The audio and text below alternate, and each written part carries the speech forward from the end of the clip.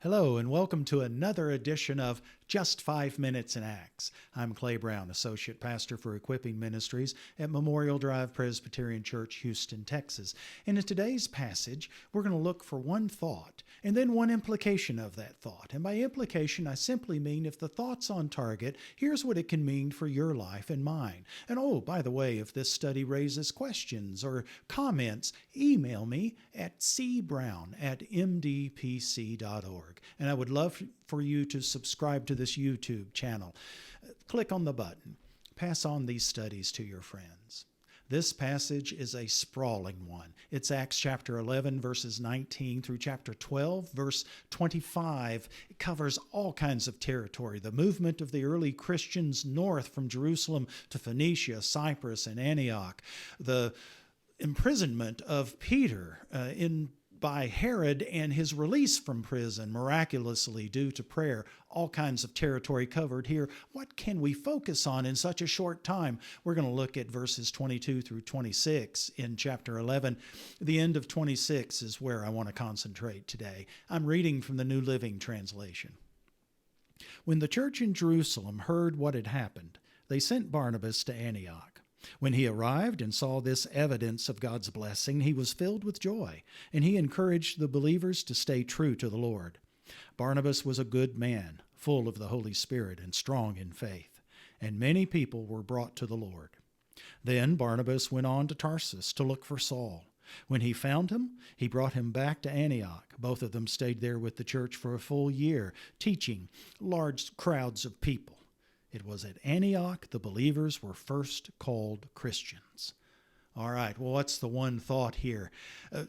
To be a Christian is to belong to God, so the word means. The word comes from the Greek Christianos, which means belongs to God, belongs to Christ.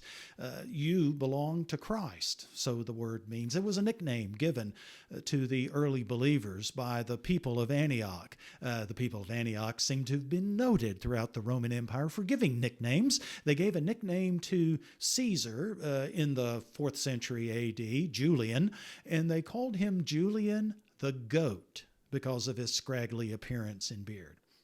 They didn't mean greatest of all time, I don't think. Well, the nickname they give here, Christians, Christianos, is not a positive one. It's a negative one. It's one meant to be used with derision, and yet it's the one that ends up with legs in the Christian tradition. The big name called in the book of Acts of believers is people of the way. There's also a reference to the sect of the Nazarenes. But the one that develops is Christians. Christianos belongs to Christ. All right? What's one implication of this thought?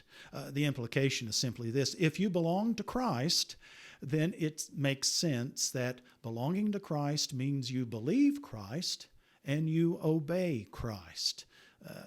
Belonging to someone, Christianos in this case, that was a term used about a servant to a master. The servant literally belongs to the master. Christians belong to Christ in the same way. We do what the master tells us to do. We obey, we believe, we say, we do what he wants us to do. I'm with a group reading Dietrich Bonhoeffer's Discipleship, sometimes called The Cost of Discipleship. And you may not know about Bonhoeffer. He's a wonderful legacy in Christian thought and practice. He worked against the Nazis in World War II, was part of the plot to assassinate Hitler, and was executed by the Nazis at the very end of World War II because of that. Well, in his book, Discipleship, he writes this: only the believers obey, and only the obedient believe. Yeah, it seems to make sense that if you belong to Christ, you're going to believe Christ and you're going to obey Christ. All right. Well, I think that's enough for now. Thanks. God bless. And join me next time for Just 5 Minutes in Acts.